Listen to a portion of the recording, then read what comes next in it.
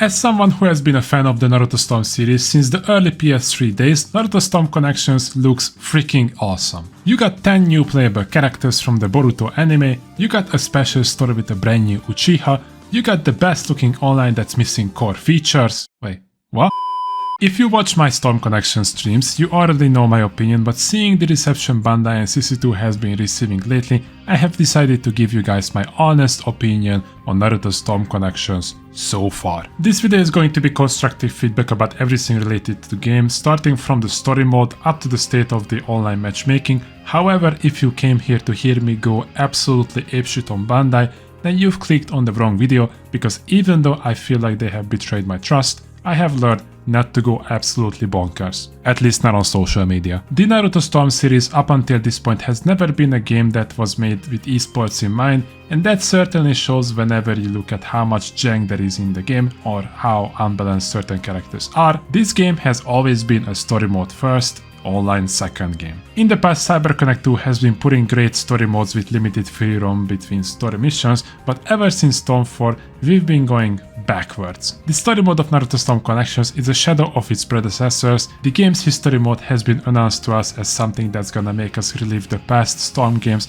and somehow they made it worse than the Storm trilogy. The history mode of Naruto Storm Connections is a glorified PowerPoint slideshow with cut content. I refused to play story mode after the stream, however the other day one of my friends was trying to finish the game for Platinum and he was streaming it on Discord, so I have decided to tag along and watch how different it really is. I'm not gonna sugarcoat it, almost every single boss fight got cut in half. Not only can you not fear the quick time events of history mode, but we literally get cock-blocked in the middle of boss fights. They either end abruptly and just give you the mission complete screen, or you get another slideshow to the next phase of the fight. And here is a quick reality check. Storm Connections isn't the first in the series that started doing this. While it is true that the story mode of Naruto Storm 4 looked amazing in the past and the majority of the missions were unique, we have been completely stripped from free roaming. We started getting animated cutscenes mixed with slideshows. The last time I remember running around the hidden leaf was in Storm 3. Storm 3!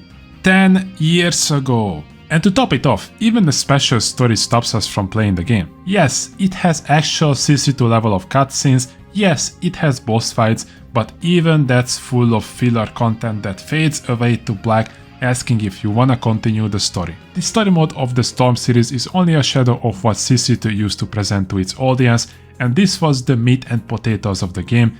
This was the reason why the online usually got sidelined. And now it's time to talk about the online.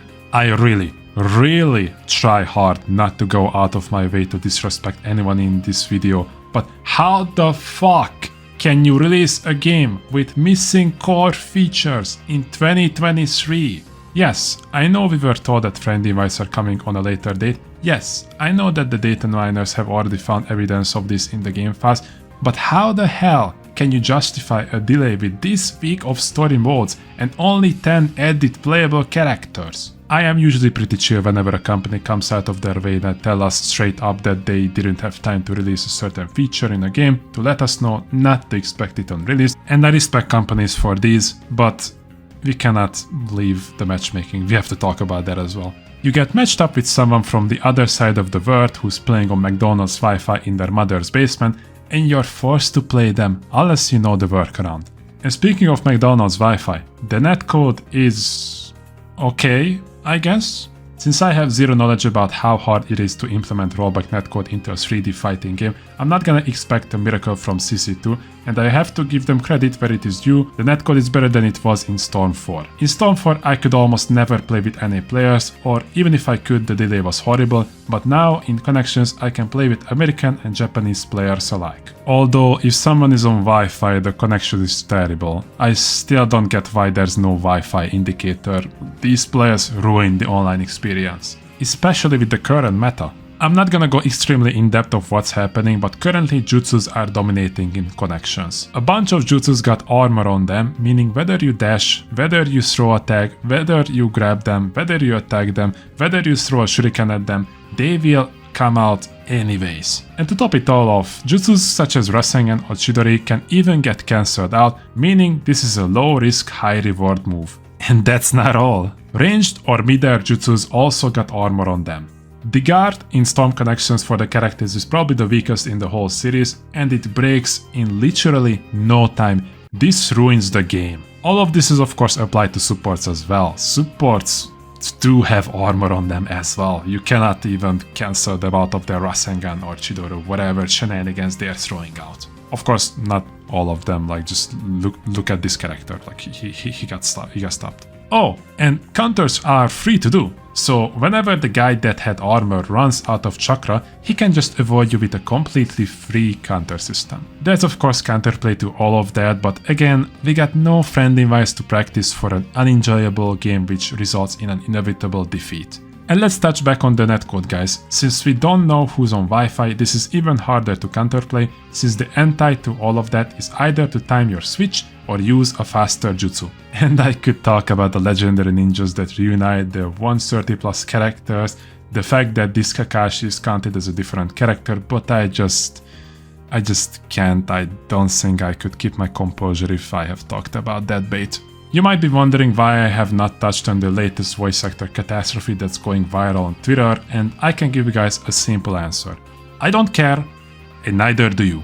Whenever something happens on Twitter, people act like they actually care, but let me tell you all, if the game was released in a better state, none of you would actually complain. My Hero Ultraman released with a bunch of bugs with a non-functioning Twitch drop campaign, but because the game was good, because the game is fun, because all of the issues are communicated to us, nobody besides a few special snowflake complain, nobody actually cares.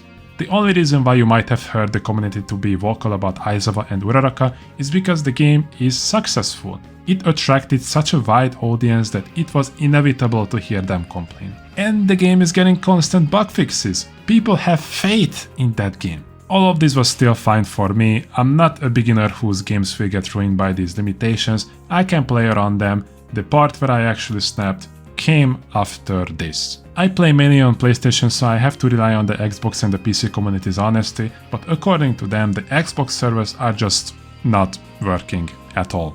They can't even play online. I don't know if this has been fixed so far, but even if it was, I know that it took at least a whole week until they could touch the game. PC players also encountered an issue where they were told by Steam that they cannot play Connections because they don't own Shinobi Strikers, which is probably due to some sort of in-game cosmetic that players got due to Connections, and I guess Steam got confused and had an oopsie. Steam is notorious of these problems, so I'm not gonna blame Bandai or CC2 on this, but I am tired, so tired, that nowadays we are getting unfinished games for $70. Star Wars Jedi Survivor, Starfield, No Man's Sky, Cyberpunk, Diablo 4, all of these games are guilty of selling a product that was unfinished and came out with their usual corporate bullshit apology, and Storm Connections is one of them, except the fact that we have received something other than an apology. The day when I snapped and felt nothing more than apathy at Naruto x Boruto Ultimate Ninja Storm Connections was the 24th of November, when Bandai has decided to announce that they have fixed an issue with the Season Pass. Not the story mode, not the netcode, not the current meta, not the bugs that are still infesting the game. The fucking Season Pass. Where is the quality? I want the same quality as God of War, the same quality as Spider-Man 2, the same quality as Baldur's Gate 3, the same quality as Elden Ring, which by the way is also published by Bandai Namco. I consider myself as a patient and understanding man whenever it comes to someone making a mistake, but whenever I see someone pull an Activision Blizzard level of bullshit, I just cannot. Like, Bandai Namco, you have lost all the faith I had in this game, and you can sure as hell bet that players have far less patience than me. If I wasn't making videos, I would have demanded to get refunded. I am not a gigabrain that understands licensing and the structure of huge companies, but I know that the Naruto and Boruto IP is owned by multiple entities, so literally anything CyberConnect 2 wants to add into the game, it has to go through 50 different meetings. That means, in order to implement friend invites, or to add a new character to the game, or to actually push out bug fixes, CC2 has to go through Bandai Namco, Shueisha, and God knows how many other companies. I'm not saying CC2 has no blame in the matter, but I refuse to believe that nobody on the developer team thought about missing core features again. I do think that all of this will be fixed in due time, but I can't explain how tired I am of companies releasing unfinished products. Realistically speaking, friend invites will arrive with balance changes when the next DLC releases, and they will definitely forget to add spectator mode, since in their mind they have already made us angry, nobody will notice anyways. You've been asking me during my live streams if I could recommend Naruto Storm Connections to you, you've been asking what I think about the game, and my answer is still the same. This is an okay game at best, and wait for a sale to buy an unfinished product, unless you're so desperate to play with Naruto and Sasuke. Bandai Namco needs to earn back the trust of the players, but at this point, unless they're willing to give us a free DLC or a public apology without lies, I don't think they will recover. The game will definitely succeed because it's a Naruto game, and even if it's not successful, Tekken 8 and Jujutsu Kaisen Curse Clash will cover the cost of this failure, but the goodwill of the players is gone.